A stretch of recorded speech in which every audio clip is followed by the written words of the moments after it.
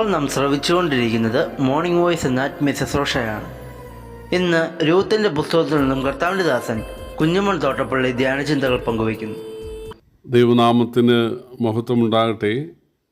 രൂത്തിൻ്റെ പുസ്തകം 4-ാം അധ്യായത്തിൻ്റെ 11-ാം വാക്യത്തിൻ്റെ അവസാന ഭാഗം ഞാൻ വായിക്കുന്നത് ശ്രദ്ധിച്ചാലും, എഫ്രാത്തയിൽ നീ പ്രബലനും ബേത്ലഹേമിൽ വിസ്തൃതനുമായിരിക്കാം. മോവാബ് ദേശക്കാരിയായിരുന്ന രൂത്തിനെ അവളുടെ ദൈവവിശ്വാസത്തിൻ്റെ അടിസ്ഥാനത്തിലും ദേവധർമ്മം എന്ന വേദപുസ്തകത്തിലെ ദൈവകൽപ്പനയുടെ അടിസ്ഥാനത്തിലും ബോവസ് വിവാഹം കഴിച്ച കാരണത്താൽ പട്ടണത്തിലെ മൂപ്പന്മാർ അനുഗ്രഹിച്ചുകൊണ്ട് പറയുകയാണ്, നീ എഫ്രാത്തയിൽ പ്രബലനും ബേത്ലഹേമിൽ വിസ്തൃതനുമായിരിക്കാം. ദൈവാത്മാവ് അങ്ങനെ ഉള്ള വാക്കുകൾ പറയാനായിട്ട് അവരെ പ്രേരിപ്പിക്കുകയായിരുന്നു. കാരണം സദൃശവാക്യം 31-ാം അധ്യായത്തിൻ്റെ 23-ാം വാക്യത്തിൽ സാമർഥ്യമുള്ള അല്ലെങ്കിൽ ഭക്തിയുള്ള വിവേകമതിയായ ഭാര്യ നിമിത്തമുള്ള അനുഗ്രഹങ്ങൾ പറയുന്നിടത്ത് 23-ാം വാക്യത്തിൽ പറയുന്നത് അവളുടെ ഭർത്താവ് പട്ടണവാതിക്കൽ പ്രസിദ്ധനാകും എന്നാണ്. അപ്പോൾ ഭാര്യ നിമിത്തം ഭർത്താക്കന്മാർക്ക് പ്രസിദ്ധി ഉണ്ടാകാൻ, മാനമുണ്ടാകാൻ സാധ്യതയുണ്ട്. കാരണം ആ ഭാര്യ ദൈവവചന പ്രകാരം ഉത്തമ അല്ലെങ്കിൽ തക്ക തുണയായി വർത്തിക്കുന്ന പക്ഷം ഭർത്താവിന് വലിയ മാന്യത ഉണ്ടാകാൻ ഇടയായിത്തീരും. ഭർത്താവിന് അപമാനമുണ്ടാക്കിയ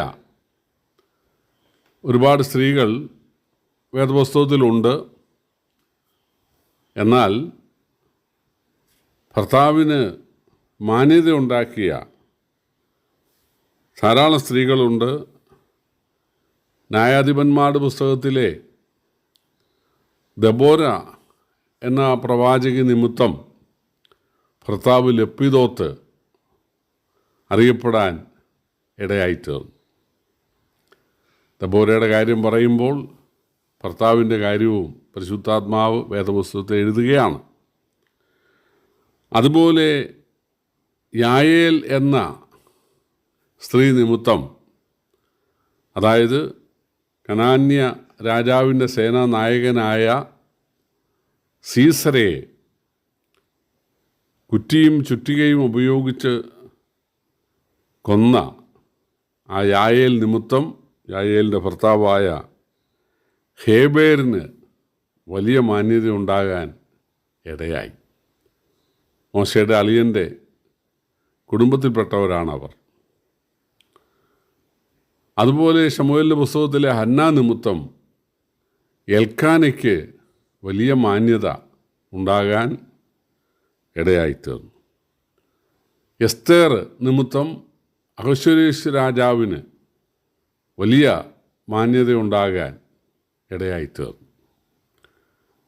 പുതിയ നിയമത്തിലേക്ക് വന്നാൽ മറിയ നിമിത്തം യോസേഫിന് വലിയ മാന്യത ഉണ്ടാകാൻ ഇടയായിത്തീർന്നു. ഇങ്ങനെ ഒരു സ്ത്രീയെ, ഒരു കന്യകയെ വിവാഹത്തിന് തയ്യാറായത് നിമിത്തം, അല്ലെങ്കിൽ അവളെക്കുറിച്ച് അവൾ ഗർഭിണിയായിരിക്കുന്നുവെന്ന് അറിഞ്ഞിട്ടും വീക്ഷിക്കാൻ തയ്യാറാകാതിരുന്നത് നിമിത്തമാണ് യോസേഫിന് വലിയ മാന്യത ഉണ്ടാകാൻ ഇടയായത്. ഇവിടെ പട്ടണത്തിലെ മൂപ്പന്മാർ അനുഗ്രഹിച്ചുകൊണ്ട് പറയുകയാണ്, നീ വിസ്തൃതനായിരിക്കുക. പ്രശസ്തനായിത്തീരുക. പ്രിയപ്പെട്ടവരെ, രൂത്തിനെ ബോവസ് വിവാഹം കഴിച്ചില്ലായിരുന്നുവെങ്കിൽ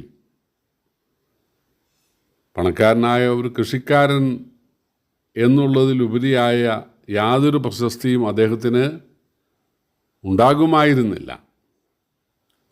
എന്നാൽ എന്താണ് അദ്ദേഹത്തിൻ്റെ പ്രശസ്തി? വേദപുസ്തകത്തിലെ 4 പുസ്തകങ്ങളിൽ ഒരുപാട് പ്രാവശ്യം അദ്ദേഹം പരാമർശിക്കപ്പെട്ടിരിക്കുകയാണ്. രൂത്തിൻ്റെ പുസ്തകത്തിൽ പലയാവർത്തി അദ്ദേഹത്തെക്കുറിച്ച് പറയുന്നുണ്ട്. അദ്ദേഹം ദാവീദിൻ്റെ വംശത്തിൽ, അല്ലെങ്കിൽ അതുവഴി യേശുവിൻ്റെ വംശാവലിയിൽ പെട്ട കാര്യം പറഞ്ഞാണ് ഈ രൂത്തിൻ്റെ പുസ്തകം അവസാനിക്കുന്നത്. പിന്നീട് ദിനവൃത്താന്തങ്ങളുടെ 1-ാം പുസ്തകത്തിൽ ബോവസിൻ്റെ കാര്യമുണ്ട്. മത്തായിയുടെ സുവിശേഷത്തിലും ലൂക്കോസിൻ്റെ സുവിശേഷത്തിലുമുള്ള യേശുവിൻ്റെ ആ വംശാവലി പറയുന്നിടത്ത് ബോവസ് പരാമർശിക്കപ്പെട്ടിരിക്കുകയാണ്. രൂത്തിനെ വിവാഹം കഴിച്ചതുകൊണ്ട് മാത്രമാണ് ഇതുപോലെ വേദപുസ്തകത്തിൽ സ്ഥാനം പിടിക്കുവാൻ, ആവർത്തിച്ച് സ്ഥാനം പിടിക്കുവാൻ, അല്ലെങ്കിൽ മാന്യമായ ഒരു സ്ഥാനം ഉണ്ടാകാൻ, അല്ലെങ്കിൽ ഒരു നല്ല ബൈബിളിലെ ഒരു നല്ല കഥാപാത്രമായി തീരുവാൻ ബോവസിന് സാധിച്ചത്. പ്രിയപ്പെട്ടവരെ, രൂത്ത് ഇസ്രായേൽ നാട്ടിൽ നവോമിയോടൊപ്പം കാലുകുത്തിയ സമയത്ത് തന്നെ അദ്ദേഹം ഒരു അന്വേഷണം നടത്തിയിരുന്നു. അവൾ മോവാബ്യ സ്ത്രീയാണ്. ഒരിക്കലും ഒരു മോവാബ്യ സ്ത്രീക്ക്, അല്ലെങ്കിൽ അമ്മോന്യ സ്ത്രീക്ക് ഇസ്രായേൽ സഭയിൽ 10-ാം തലമുറയ്ക്ക് പോലും പ്രവേശിക്കുവാൻ സാധിക്കുകയില്ല. എന്തുകൊണ്ടാണ് ഇവളെ കൂട്ടിക്കൊണ്ടുവന്നത് എന്നൊക്കെ തൻ്റെ ചർച്ചക്കാരിയായ നവോമിയോട് ബോവസ് ചോദിച്ചിട്ടുണ്ടാകാം. അപ്പോൾ അവൾ മോവാബിൽ വെച്ച് യഹോവയെ രക്ഷകനായി സ്വീകരിച്ച ഒരു നല്ല വിശ്വാസിയാണ്.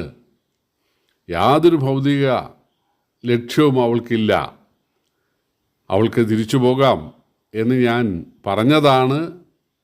പക്ഷെ അവൾ ദേവനെ ഉപേക്ഷിച്ച്, വീട്ടുകാരെ ഉപേക്ഷിച്ച്, വിവാഹ ജീവിതമൊക്കെ ഉപേക്ഷിച്ച് അവൾ യഹോവയെ സ്നേഹിച്ചുകൊണ്ട് വന്നതാണ്. ഒപ്പം ആരുമില്ലാത്ത എന്നെ ശുശ്രൂഷിക്കുവാൻ, അതാണ് അവളുടെ ദൗത്യം എന്ന് മനസ്സിലാക്കി അതിനാണ് അവൾ മോവാബ് വിട്ടത് എന്നുള്ള കാര്യം ബോവസ് അന്വേഷിച്ച് മനസ്സിലാക്കിയിരുന്നു. അവളെ ആദ്യം ആ വയലിൽ കണ്ടപ്പോൾ തന്നെ ബോവസ് അത് പറഞ്ഞു.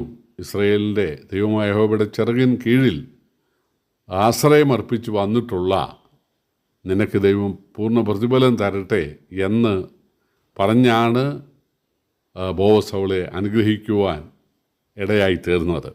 അപ്പോൾ ഇവള് മോവാബ്യ ദേശക്കാരിയെങ്കിലും യഹോവയെ രക്ഷകനായി സ്വീകരിച്ച നല്ലൊരു വിശ്വാസിയാണ് എന്നുള്ള ആ ഒറ്റ പരിഗണനയാണ് ബോവസ് നൽകിയത്. അവൾക്ക് പണമില്ല, 10 വർഷം വിവാഹ ജീവിതം നയിച്ചിട്ട് മക്കൾ ഉണ്ടായിരുന്നില്ല.